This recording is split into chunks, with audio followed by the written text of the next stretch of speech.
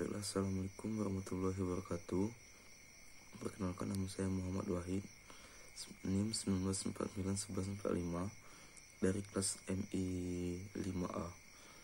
Baiklah, di sini saya langsung saja menjelaskan materi IPA, yaitu tentang benda dan sifat benda. Langsung saja di sini saya akan menjelaskan tentang benda dan sifat benda, yaitu tentang bahan-bahannya beserta fungsinya. Yang pertama itu plastik. Dalam kehidupan sehari-hari, plastik banyak dipakai sebagai peralatan rumah.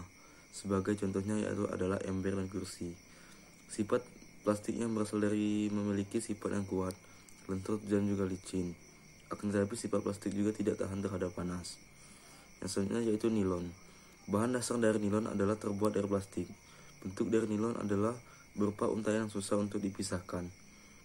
Sifat nilon adalah pemilik gaya tarik antar serat yang besar, sehingga lebih kuat, tahan lama terhadap pelarut, cepat kering, dan juga kenyal.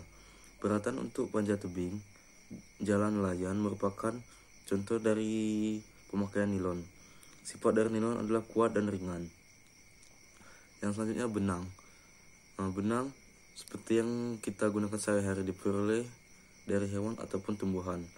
Tanaman kapas merupakan tumbuhan penghasil bahan baku benang, yaitu berupa kapas. Dari bahan yang berupa kapas kemudian dilakukan pemantaian, yaitu dengan contoh konveksi untuk menjahit pakaian, jok kursi, dan menjahit gorden. Sedangkan hewan yang bisa menghasilkan bahan baku benang yaitu alat sutra dan domba. Kepompong dan ulat sutra menghasilkan benang sutra. Untuk bulu domba akan menghasilkan benang wol. Benang yang berasal dari tumbuhan ataupun hewan menghasilkan kain yang sangat nyaman untuk dipakai. Yang selanjutnya senar. Senar merupakan tali yang berasal dari plastik. Pemakaian senar di kehidupan sehari-hari yaitu alat musik, yaitu gitar.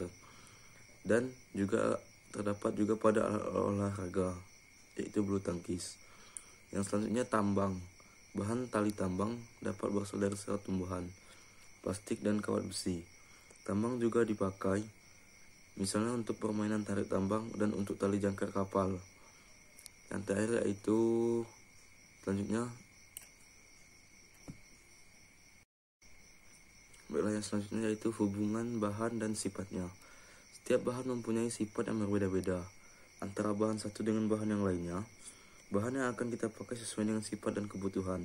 Sebagai contoh, bahan plastik yang mempunyai sifat tahan air, elastis, dan kuat, maka dapat dimanfaatkan untuk membuat ember, gayung, kursi, dan juga mantel.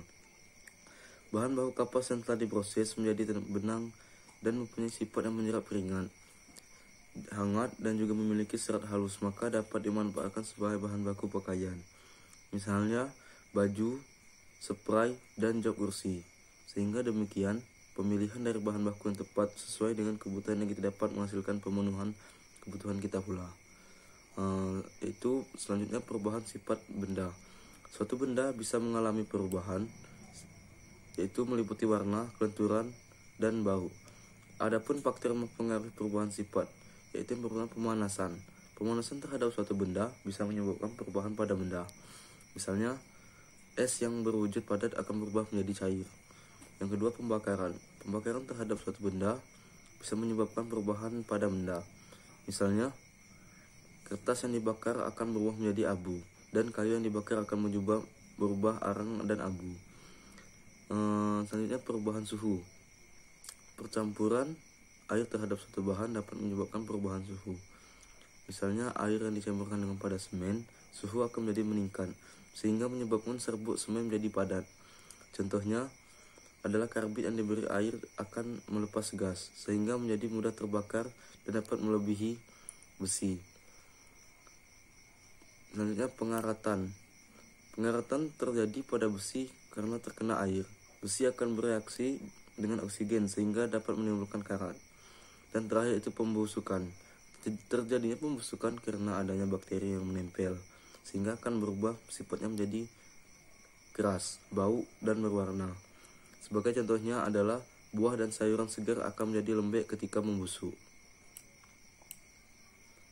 Berikut cara memperlambat pembusukan. Di sini saya jelaskan, yaitu dimasukkan ke dalam ruangan yang temperatur suhunya dingin. yaitu seperti kulkas, diawetkan melalui pemanisan, dan terakhir yaitu diawetkan melalui pengasinan, misalnya ikan asin. Dan selanjutnya perubahan sifat benda. Terdapat dua macam perubahan sifat benda, yaitu pertama perubahan sementara. Perubahan sementara adalah benda yang mengalami perubahan tetapi bisa berubah kembali ke bentuk semula. Contohnya perubahan benda yang bersifat sementara adalah air yang mengalami proses dalam pendinginan. Yang kedua, perubahan sifat benda itu yang menetap. Yang menetap adalah benda yang mengalami perubahan tetapi tidak bisa dikembalikan seperti semula. Contohnya, perubahan benda yang bersifat tetap adalah minyak goreng dipanaskan akan menguap. Apabila minyak goreng dipanaskan akan menguap, tidak akan kembali seperti semula. Demikian penjelasan dari saya, Muhammad Wahid. Semoga audien dapat mengerti. Terima kasih. Wassalamualaikum warahmatullahi wabarakatuh.